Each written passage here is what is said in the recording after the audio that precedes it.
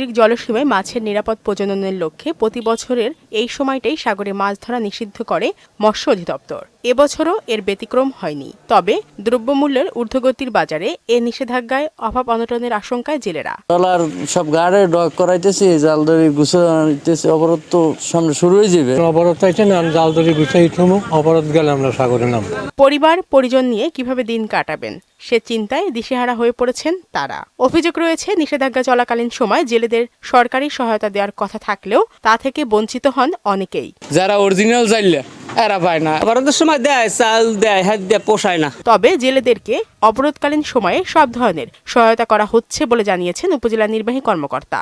জেলেরা যাতে অনাহারে অনাদরে না পড়েন, তারা যেন কোনো সমস্যায় না পড়েন, এই জন্য তাদের মাঝে চাউল বিতরণ করা হয়। প্রতি মাসের জন্য 40 কেজি করে চাউল বিতরণ করা হয়। তো এই চাউল ইতিমধ্যে আমাদের কাছে এসেছে। আমরা কিছু কিছু ইউনিয়নের বিতরণ ইতিমধ্যে শেষ করেছি। নিষেধাজ্ঞা চলাকালীন সময় নিবন্ধিত সব জেলের জন্য সরকারি সহায়তার পাশাপাশি পুনর্বাসনও দাবি করেছেন তারা। শারমিন স্বর্ণা, মোহনা সংবাদ।